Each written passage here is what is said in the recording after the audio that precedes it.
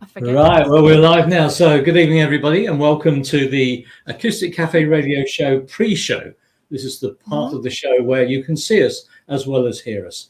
And tonight, it's amazing. We've got Hannah and Griff with us, Elizabeth and Jameson. Hey! Welcome to the show. Right, let's do a quick alteration to the screen. Let's see if I can do this. That's it. So we can see you there. Oh, wow. Okay. Centre stage. Centre stage, yeah. That close up. No, I'll leave it like this for a while. I'm blocking the washing up. It's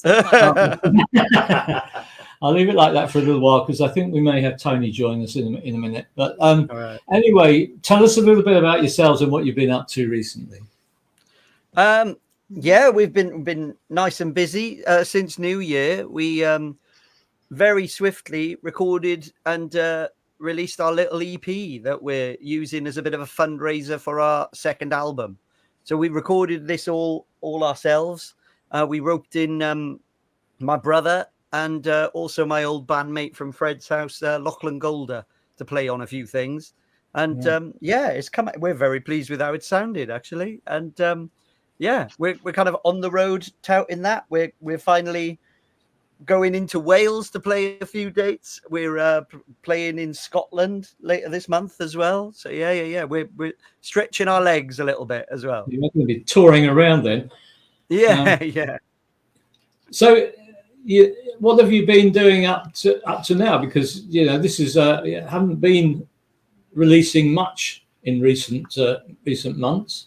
We didn't. I think so. Last year we didn't release anything apart from a Christmas song at the end of the year, didn't we? Yeah. Like digitally, and but it was the year before that, in 2022, that we had our last CD, and that was kind of bridging a gap between albums, and it was the Dead Ends and Hand Me Downs, which may have been the last time we chatted on here. We may have been publicising that. Yeah. So last year, we didn't release a CD or anything. We were writing and practicing the art of recording and production and gathering some equipment so that we could do it. When I say we, it's mainly Griff, and I'm a willing assistant. Yes. And so he did a lot of learning and we experimented recording ourselves at home so that we can record ourselves. I think a lot of last year was writing and kind of practicing recording and experimenting with stuff like that, really. Yeah.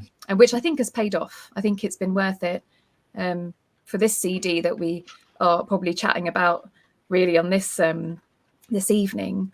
It is a fundraise for an album, which we do want to spend more money on. And so unfortunately, we do have to keep the costs down on this one while still making a really, really good 4-track EP. We have done it in-house so that we can save more money for an album where we will use the studio, a professional studio, a little bit more. Do you think you'll need to use a professional studio then? I mean, once you've mastered the art. Griff, do you think we'll need to use a professional studio? No, genuinely, I think it'll be more of a hybrid this time. So I think we'll rock up to a studio and record like the drums and the bass all together, because drums, I think you need to be in a specific place with all those posh microphones and things like that. But I think what we're aiming for is to kind of do something a bit real, if that makes sense. So we're gonna, because the theme is all about the South Wales valleys, and we're looking to actually go to the South Wales valleys and do a bit of recording there in situ, if that makes sense. Right. Sort of method acting, but with music, if that makes sense. Sounds good. Yeah. So the EP that you've got out, the Old Town. Yeah. That's got, how many songs has that got on? Are they all going to be on the later album? Yeah, they will, but in different guises, in different forms. Yeah. I said to someone recently when I was trying to explain a little bit about having an EP with 4 tracks on, but we are actually writing a whole album, and this is, I look at them as really, really good first drafts of the songs. And we're asking, but will those songs appear on your album? Well, are they actually just is that 4 tracks from your album done? And even though the songs will be there, they will be different versions. They will have changed. They'll have evolved a bit, musically or lyrically or in some way. And but they're really good first drafts. If that's the way I look at them anyway. It's a taster. It's a taster for what. Yeah, and it shows how we are exploring this new theme. Those who know us a little bit might know that we're quite fond of Yorkshire, and so we decided to write songs about it. And it's a good excuse to go visit Yorkshire a lot, so it worked out great.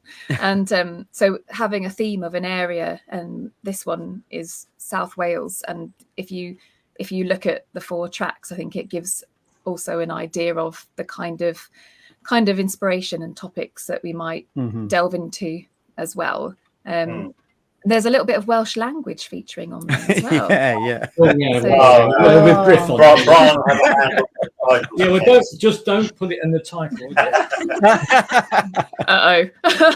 No, it's there's only one word to learn at the moment. It's fine. It's a good one. But if you just move over a bit, Alan. We got Barbara here. Barbara's joined us. Barbara. Come on, Barbara, move over. I did sneak in. Barbara. Hi, lovely to see you both. All right. I like the way that you kind of slid in on the wheelie chair there. It's the way we do it when it's absolutely bucketing down with rain outside, and the roads are treacherous, so I took a bit longer to get here, unfortunately. Well, so apologies. Fair enough. You've done the right thing. Better to be late and be safe. Good for you. That's the weather forecast, folks. Right, okay. Lainey, you've got questions for our guests tonight. Yeah, I was really interested when I was looking at your website, actually, and because you've got things on it like other services that you do. And so that led me to a couple of questions, really, which was how long does it take you and how difficult is it to build up that consistent following so that you know that you've got people following you, buying your music, coming to see you? And in those services, I was fascinated to see one of them was about recording a song for people and personalizing it. And I thought you might want to tell us a little bit about that as well. Right. I think because Hannah and I met when we were both in previous acts. So Hannah was in a folk trio called Said the Maiden, and I was in a band called Fred's House, and we both started those things at about the same time, I think, in around 2011, I think. Yeah. And and through that, and we met each other on the same lineups and things like that. So I think a lot of the following that we built up in those previous acts have come with us. A lot of the contacts that we have for live shows, we kind of built. So we do play similar venues to what we did with those acts.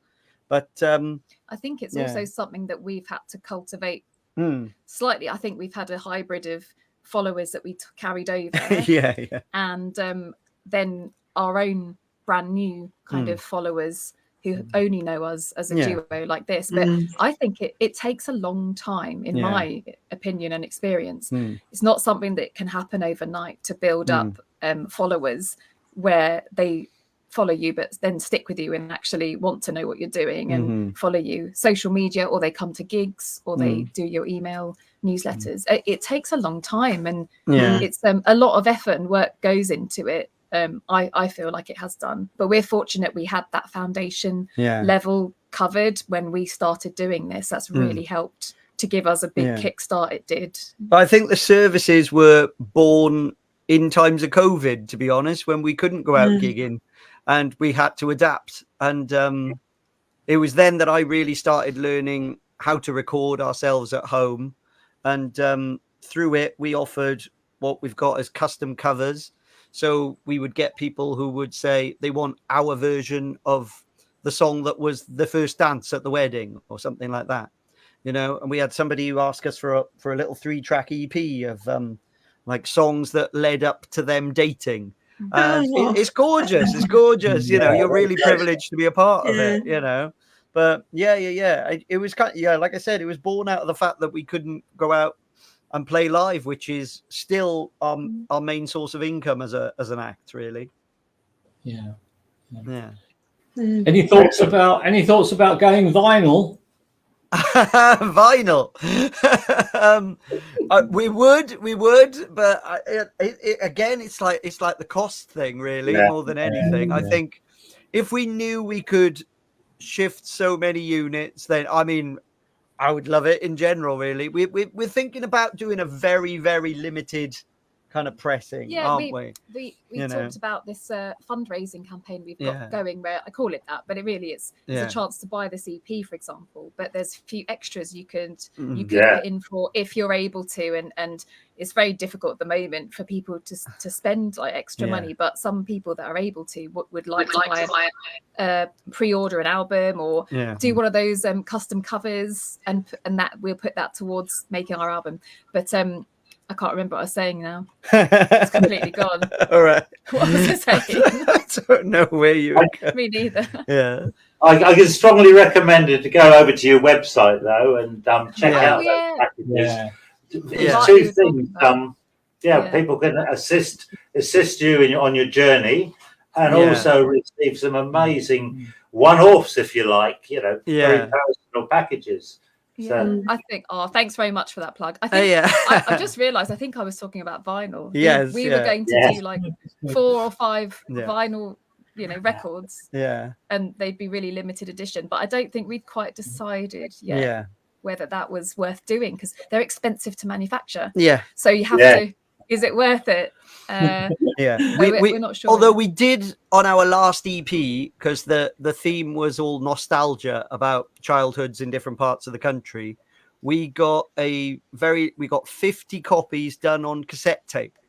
Which we because we grew up listening to cassettes.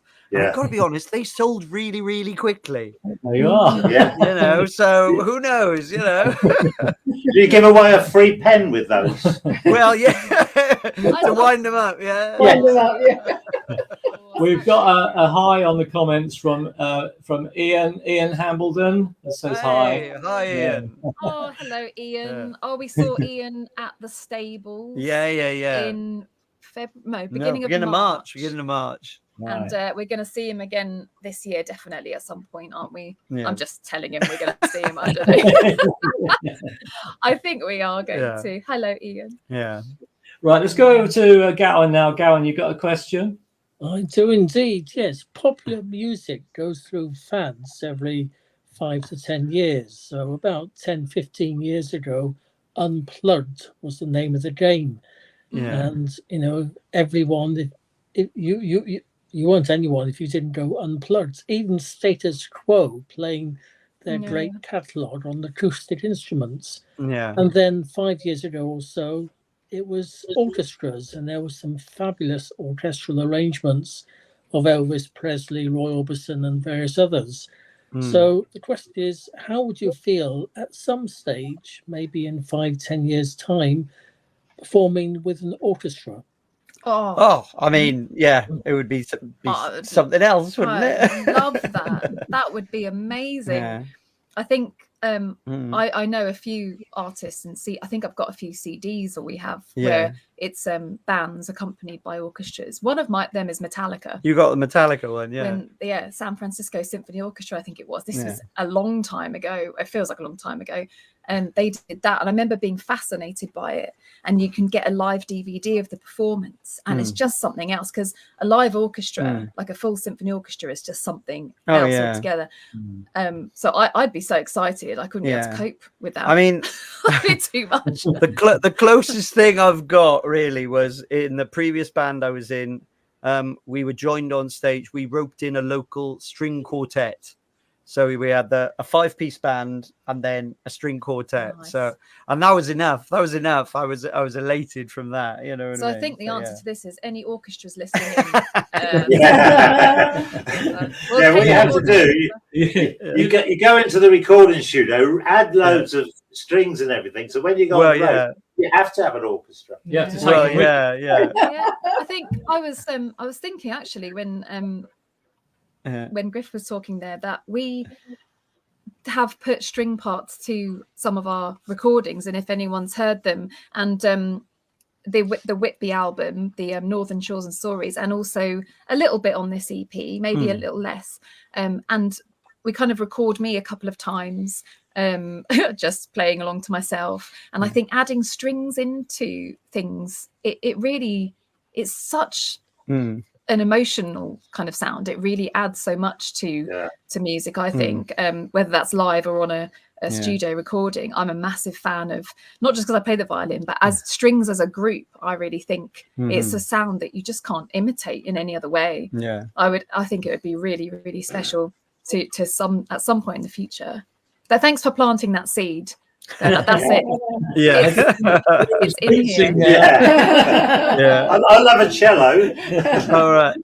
Yeah. Okay, we're going to start recruiting. We'll start recruiting now. Exactly. I dare say we'll try and get some strings on our next album. And hopefully it's not just me. I think we should get a few more people in and do sort of something more live.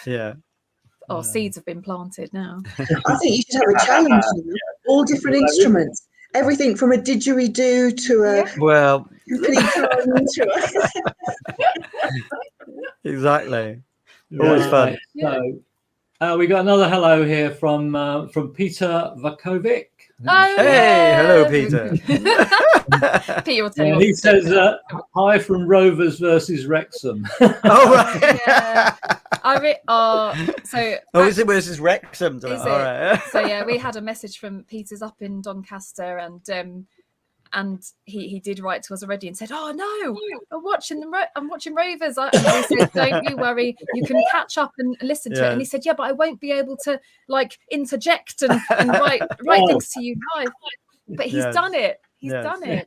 He's doing it, and so he says the Jameson Philharmonic is what he's looking forward to. Oh right. Actually, Peter's has been recruited. He is our first kazoo player. And right. Okay, that's a good start. We're looking for second kazoo, third kazoo. If anybody would like. If you want to send off audition tapes to us, we will consider them. But Peter's kind of nabbed the first kazoo. He's been practicing really hard, and we just felt like he deserved that break. So Peter, we've got a gig in about 2 weeks with Peter. We've sent him the set list. This isn't actually a joke. We actually have. It's semi serious. Yes. I think he's going to guest at his own house concert on kazoo. I think that sounds like a job for Gowan, actually. I don't know. We don't need. Do you know what? We know you. You can play. No problem. We'll send you the address. We'll send you the tour schedule and just bring a couple of kazoos. You know, you're in the rock and roll of it all. There's always a couple get broken, don't they? We all know what it's like. Well, actually, the full orchestra is going to be a tad expensive to tour. You're going to need a big guitar, which is probably right. That's true. That's true. Okay, Barbara, you got a question. I have actually, yes, and lovely to meet you on video. Looking forward to seeing you play live at some stage. And but for people who don't know your music, when you release things, new product from your creative musicianship, what would you say is something that you would hope to see as the musicians in any review of your latest EP or an album or something like that? Is there something that you really hope people always get from your music? That's a very good question. I think what came up with reviews of our first album and something that we were aiming for was atmosphere, and we always try and put context to the song. So our bread and butter is basically folk clubs where you get a really nice quiet audience and they allow you to explain the origin of every song. And we do write, maybe not in completely the folk style, but certainly the folk tradition of we'll research something and then there will be a story, and then that in turn will produce the song, if that makes sense. And so what we try and do is make it as real. So on the album we've done like field recordings, So we recorded the seagulls of Whitby, we recorded the waves of the North Yorkshire coast and things like that. And we didn't just get the sound effects from the internet, if you know what I mean. For us, they had to be the real thing. You know, so authenticity and atmosphere, I would say, I'd agree. For us and more than anything. I think like the songwriting, to be, I think one of the favorite things I remember reading was that they called it storytelling and songwriting. So it wasn't just songwriting, but there was a story behind everything and a reason that it had been created in that particular way. I think that's we really enjoyed it when people have taken it that way as well. Beautiful. Like reading a good book that you can get into straight away, and you can see the people, feel the people, smell the sea. Yeah. Poetry sort of aspect. That exactly that. That's the aim. That's the aim. Sounds like you might have heard our Whitby album. I remember so somebody what's this that Peter says here? Say tea. So just raising a quick glass of mug of Yorkshire tea, because Peter, we really do both have a cup of Yorkshire tea, because it's the only tea that's permitted in this household. Do you know what? I'll be very, very quick here because I don't want to take up all the time. But we quite recently in February we travelled to Nashville with Peter, and it was a really amazing trip. And he invited us to come with him. We played a few times out there, didn't we? But we were tourists. We just had a great time in the music city. But Peter basically packed half of his suitcase was Yorkshire tea bags because he was really scared that their tea was going to be rubbish. Well, and maybe he would have been correct. I don't know. So so we had Yorkshire tea the whole trip, didn't we? Yes. And that was thanks to Peter. And so thank you, Peter, for that amazing trip with you and for all the tea.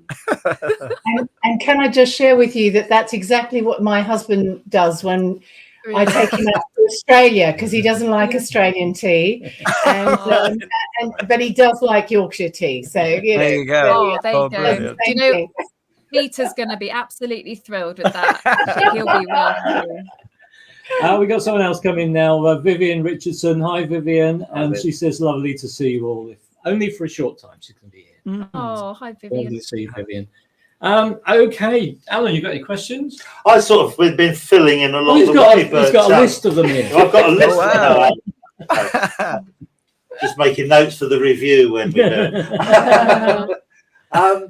No, you go. Tell us about what you're doing, because you're doing a tour. You're traveling around a little bit now. Where can people expect to find you? I don't think you're heading down this way at all, but no, I don't think we are. I don't know. I feel for the next bit really. I feel like we're So our next gig is the first time that we together as a team are playing in Wales. So I obviously played in it a lot growing up, but and Hannah's played in it separately. We said the Maiden, but we've never been there as Elizabeth and Jameson. And we're playing in Newport Folk Club on the 4th. On the 4th. This Thursday. Yeah. That's crept up. Where's Quarter Acoustic Club then? Oh, that's in Scotland. So that's one of our Scotland gigs. And we've got a gig in Scotland that Quarter Acoustic Music Club on the 9th of April next week, and then another one in May, which is Irvine Folk Club. I like the accent. And they're both I'd say they're both more sort of South Scotland, but do you know what, it's again first time that we've been across the border into Scotland to play together, and I think going somewhere new is quite exciting when people don't know you. So it's great they're giving us a chance, and they're brand new audiences. Apart from Griff's dad will be in the audience in Wales. in Newport. But everyone else, we could be strangers for all we know. But that's quite exciting, to go somewhere brand new and have new ears listening to your stories and your songs. We're quite excited. We do have some gigs closer to home where we are now. We're actually in St Albans at the moment in Hertfordshire. I don't know whether we were the last time we talked to you. But we gig a lot in sort of Cambridge, Hertsbeds, Bucks, Cambridge and stuff, don't we? We're going to be in Cambridge a few times, in Huntingdon and Cambridge again, St Neots. This is the next couple of months. Farringdon in Oxfordshire. That's Oxfordshire. at the Corn Exchange, and that's on the 17th of May with Lizzie Hardingham, who I'm sure you guys yeah. And so we're doing a joint. We're down in Dorset in the summer. We're making it down to Dorset. We're making it down to Dorset in the summer. We're part of Bestival, Camp Bestival. Right. So we've got a date. We've got a date there, and we've got a date with the Camp Festival in Shropshire as well, haven't we? Yeah, so, that was a prize and like artist development prize. Oh, well done. Yeah. Oh, cheers. Oh, thanks. Thank you. I mean, yeah. It's a bit strange that our man from St Albans hasn't turned up. Oh, right. Yeah. Do you mean Tony by any chance? Yes. He promised he was going to be here. He was going to be a bit late because he had to go and pick his son up, and it looks like he's a bit later than he thought. But that's our man from St Albans. Yeah, of course, because we do see Tony at gigs every so often, don't we? And then I completely forget that he lives in St Albans as well. I think because we see him in everywhere. Yeah, you see him all over. Doesn't spend a lot of time in St Albans. Though. I think we're always driving off somewhere else, aren't we? Yeah. Right, we're going to give you the opportunity to go now. So thank you very, very much for joining us. Yeah. In a moment, Gowan's going to give us the lowdown on the new releases. So I'm going to bring Gowan onto screen. But thanks very much, Elizabeth, and wish you much success. All right. Thank you, guys. Thank you very much for chatting with us. No, it's lovely. Right, there we are. Hi, Gowan. Okay. New releases. Well, lots going on in West London, so I'll give you the links a bit later for theatre, masses of theatre, lots of different live music. So let's start with Pete Morton. He's got a new album out, Fair Freedom, and variety is the name of the game with so much music these days. So buy an album, you may not like all of it, but there are lots of different sorts of music. I played earlier the song You're the One I Care About the Most, and it's terrific. It's light-hearted, and I never knew there were so many rhymes for most. Have a listen, see if he missed any out. I couldn't see any. It's a light-hearted song. The album is full of other songs, so there's some politics and social commentary, but there's the light-hearted songs as well. So, very interesting album. Baron Von Steel is a new band. It was formed actually by Ali Straw, who was the drummer with the 1980s band A Flock of Seagulls, and they started off in life as a Flock of Seagull tribute band. They just released an album called Baron Von Steel, and it features I Ran, which is a classic Seagulls song from just over 40 years ago, but they decided, as well as doing covers, they could write their own songs as well. After all, Ali Straw, as drummer with the Seagulls, was a co-writer on that song. So I haven't heard any more of the album, but it's a great track. Helen Flunder is someone I met on Talent is Timeless back in 2021, which I entered, and so did she and lots of other people. Back then, the first year of Talent is Timeless, just under 1,400 people entered. It's now open to people not only in the UK, but Europe, America, and elsewhere. And they, this year, have had just over 5,000 entries. So it's rapidly getting very popular. Helen has just released her new instrumental called Falling. And really, she has an ear for music and ear for lyrics. It's a lovely piece of music, and it's on Bandcamp. Ray Cooper, I always get confused with the incredible percussionist, but this is Ray Cooper, formerly of Oyster Band, and he has a new album out called Even for a Shadow, which is out in May. I played The Sky Was Black with Diamonds. All interesting stuff. He's a singer-songwriter, multi-instrumentalist, residing in Sweden at the moment, and this album features lots of other great musicians. Two others, the Dice Man, have a new album, a new single out. The album is Double Six, which will be out on May the 3rd, and they have a 5-minute song called Party of Two. And the thing with any long song is you wonder whether it will maintain the interest. And boy, does this one do just that. It has the premise of two people asking themselves who will they invite to a party, living or dead, and they keep the interest going for the entire song, and there's an interesting bit or interesting twist at the end. But have a listen, see what you think. Final one, Tommy Keys, his new album is The Key of Blue. Now, Tommy is one of many people who was in music 40 years ago, then he went off and did other things and came back to music and has been releasing an album a year or thereabouts for the last 6 years or so. So he's from Ireland. I play a large amount of Irish music, and he has lots of Irish musicians featured on this, but his packaging is absolutely superb. And it's the same with all the albums, from the first one he did back in 2016 or thereabouts to this is new one. You can read the text and you don't have to squint. The contrast is great. The music is terrific, and there's so much variety. So I played You Found Me earlier today, but there's loads of other, about 16 tracks, all on Bandcamp. I'll put the links on the Facebook chat thread later, so you can go and have a listen and see what you think. And those are the new releases for this week. That's brilliant. Thanks very much, Gowan. Okay, well, Lainey, just one last thing, quick plug for your show this week. What we got coming up? Well, it could be a surprise. Oh.